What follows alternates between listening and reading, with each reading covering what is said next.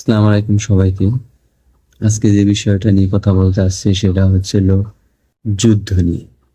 যে বর্তমানে পৃথিবীর যে অবস্থা, আমাদের ভূমণ্ডলে পৃথিবীতে যেভাবে যুদ্ধ বিধ্বস্ত চারিদিকে হানা দিয়ে আসতে আছে, এটা কিন্তু এক ধরনের দাজ্জাল আসার আগমনের একটা সুসংবাদ হতে পারে। এটা একটা সুসংবাদ হতে পারে। আপনি মানেন আর না মানেন যে কিছুদিন আগে ইউক্রেন রাশিয়া একটা অনেক অনেক মানে বিস্ফোরণের বোমার, বড় বড় নিউক্লিয়ার বোমার, মিসাইল এই ধরনের বোমা দিয়ে যুদ্ধটা চলছে। আল্লাহর রহমতে সেটা বন্ধ হয়ে গেছে। এখন কিন্তু আর একটা যুদ্ধ নিয়ে পুরো দেশ কাঁপিয়ে দিচ্ছে, পুরো পৃথিবী কাঁপিয়ে দিচ্ছে। সেটা হচ্ছে ইরান আর ইসরায়েল। আমরা কখনো ইসরায়েলের পক্ষে ছিলাম না। আমরা মুসলিম, তাই আমরা মুসলিমদের সাথে সবসময় থাকবো। মৃত্যুর আগ পর্যন্ত মুসলিমরা একতা থাকবো। ভাই, আপনারা যারাই আছেন প্লিজ ভিডিওটি শেয়ার করে দিবেন। সব মুসলিমদের একতা হওয়ার দৃষ্টি আকর্ষণ করবেন। ইরান কাতারে কিছু মিসাইল আক্রমণ করেছে। সেটা ছিল আমেরিকায় যুক্তরাষ্ট্রের যে কিছু ঘাঁটি ছিল, সে জায়গা কাতারে আক্রমণ করে সেই জায়গাটা ধ্বংস করে দিয়েছে। কারণ যেহেতু কাতার একটা ইসলামিক রাষ্ট্র, আরবি কান্ট্রি, এখানে বিরোধী দল যারা আমাদের শত্রু তাদেরকে আশ্রয় দেওয়া যাবে না কোনোভাবেই না। এটা কিন্তু শুধু কাতারের জন্য না, এটা আমাদের জন্য, এটা আমাদের বাংলাদেশের জন্য।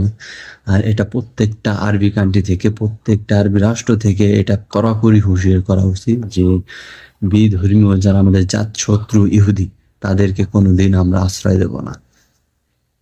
আপনারা যতই ভাবেন যে ইহুদিরা আপন, তারা ভালো লোক, ভালো ব্যবহার ভালো, এই ভালো সেই ভালো, কিন্তু গোপনে গোপনে কিন্তু এই ইসলামটাকে ধ্বংস করে দেওয়ার চেষ্টা করতে থাকে।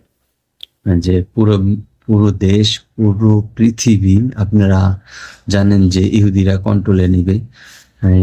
ইনশাল্লাহ আল্লাহ পাক একদিন সেটা সবার সামনে প্রকাশ করে দেবে। যেহেতু আমাদের নবীদের একটা হাদিস আছে যে পুরো পৃথিবী তখন একদিন ইহুদিরা চালাবে, একদিন ইহুদিরা কন্ট্রোল করবে। সেটা হচ্ছে ইহুদিদের বড় হাতিয়ার দাজ্জাল। দাজ্জাল যখন চলে আসবে, আপনারা মানেন আর না মানেন, কিন্তু একটু ভাবার বিষয় হলো কি জানেন ভাই, সেটা হচ্ছে প্রত্যেকটা রাষ্ট্রের তাদের প্রতিরক্ষাকারী আছে। আমাদের দেশে কি আছে দেখেন তো, জল হোক, স্থলে হোক, আকাশে হোক, আমাদের দেশে কতটা উন্নত করতে পারছে বাংলাদেশ সরকার, যে তারা একটা আকাশ প্রতিরক্ষা জিনিস ব্যবস্থা তৈরি করে রেখেছে। যদি কোনো রাষ্ট্রতে আমাদের কোনোদিন যুদ্ধ লেগেই যায়, দোয়া করে আল্লাহর কাছে জানি কোন সময় লেগে যুদ্ধটা না লাগে, যদি যুদ্ধটা লেগেই যায়, তখন তারা কিভাবে প্রতিরক্ষা করবে। আমাদের দেশে যারা বড় বড় বিশেষজ্ঞ, যারা বড় বড় মেধাবী ছাত্ররা আছে, যে বিষয় নিয়ে পাশ করে মনে করেন কলেজ থেকে বের হবে, তাদেরকে কি ধরে দিচ্ছে রাজনীতি।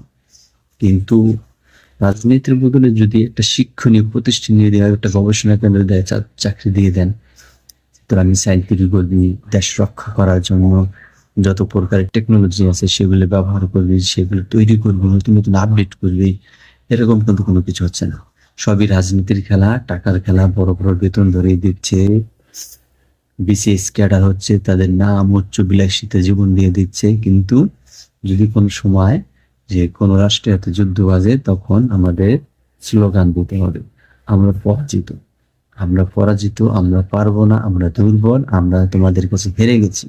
কিন্তু কোনোভাবে একটুও একটুও চেষ্টা করতে পারবেন না যে আমরা লড়েছি, কিন্তু আমাদের কাছে সামর্থ্য নেই, আমরা পারি। এটা কিন্তু করা যাবে না, কখনো করতে পারবে না, কারণ আমাদের কাছে নেই, আত্মরক্ষা প্রতিকারে কিছুই নেই। আজকে ইরানের দিক তাকিয়ে দেখেন, তারা কিন্তু ইসরায়েলকে কড়া জবাব দিয়ে দিচ্ছে। আলহামদুলিল্লাহ জানি ইসরায়েল কিন্তু আমাদের একটি শ্রদ্ধেয় দেশ, যেখানে বাইতুল মুকাররম আছে। আমরা শ্রদ্ধা করি, আমাদের ইসলাম ধর্মে একটি পবিত্র স্থান আছে ইরানে, সরি, এই ইসরায়েলে। কিন্তু ইসরায়েলে ইহুদিরা কিন্তু মুসলিমদের শত্রু। এই শত্রুর কারণে যারা যে মুসলিমদের উপরে আক্রমণ করতেছে, সেই জন্য যে আমরা চুপ থাকবো এটা না। আপনারা কেউ চুপ থাকেন না। যদি আল্লাহর কাছে অন্তর থেকে দোয়া করে দেন যে জানি মুসলিম দেশকে প্রত্যেকটা মুসলিম রাষ্ট্রকে আল্লাহ পাক হেফাজত করে এবং প্রত্যেকটা রাষ্ট্র মুসলিম রাষ্ট্রকে যেন আল্লাহ পাক কঠোর শক্তিশালী তৈরি করে দেয়।